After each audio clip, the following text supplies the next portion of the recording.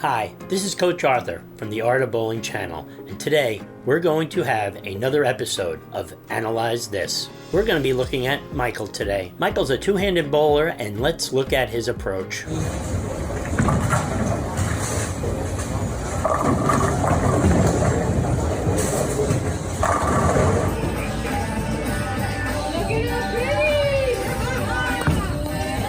Michael's timing is very, very good. We can see when he holds the ball in the first two steps, he brings it back on the third step, and as he gets his front foot flat on the floor, everything is parallel to the ground. He's got great body position. From the back view, Michael has great cadence to his footwork also. He really gets his body moving toward the line. The ball comes out fairly close to his ankle.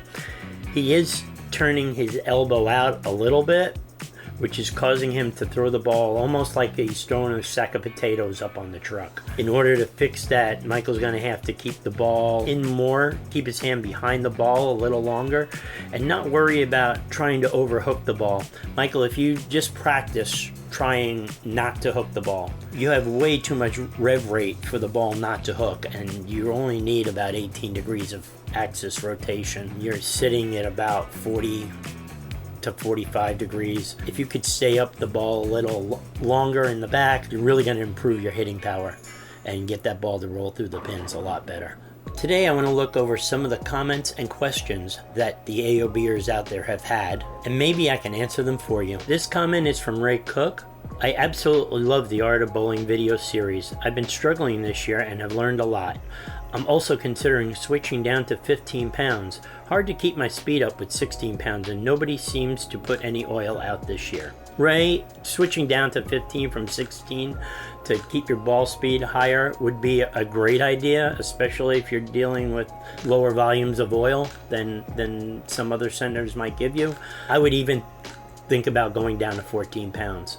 I was coaching a woman last week, and she'd been throwing 14 pounds and actually broke her back while she was bowling. She fractured her back, and she's back to bowling now, and she's still using 14 pounds. I told her she should drop to 12. Bobby Hogan wrote on one of our targeting videos, I use all of the ones you mentioned, meaning the targets. Perhaps that is one of my issues resulting in poor shots. I will start using the dots and see how that goes. Bobby, I play with all the targeting options there are on the lane. One night it may be beneficial for me to look shorter. Another night it might be beneficial for me to look longer. It all depends on what the lanes are doing and where I need to get the ball to.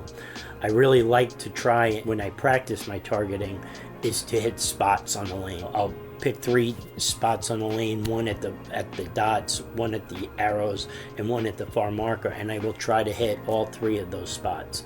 A really great way to practice your targeting and to make sure you're hitting everywhere.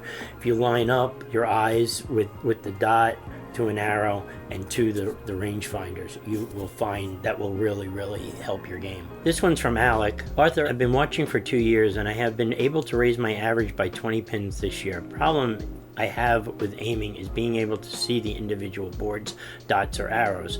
I also bowl with a straight ball, not a hook ball. What I would ask you, Alec, is what kind of ball are you using? Is it something with an aggressive cover? Does it have a weight block in it? Are you coming up directly behind the ball with no wrist turn? We have to get some sort of wrist turn into our release.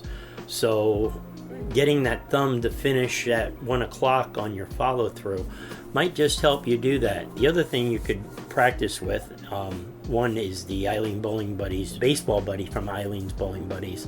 It has lines on it that you can watch them spin forward at an angle and keep those lines solid. The other thing you could do is toss the toy football back and forth to kind of get the motion. Just make sure when you're tossing the toy football that your thumb is finishing at 1 o'clock and not coming all the way around the ball. Also, Alec, if you want to improve your targeting, I have to ask why you're not seeing your targets or boards or the arrows. Is it a vision problem, or is it that your head's moving around?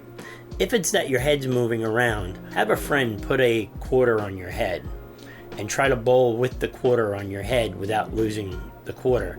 A lot of people I see have problems seeing their targets and stuff is because their head is bobbing up and down.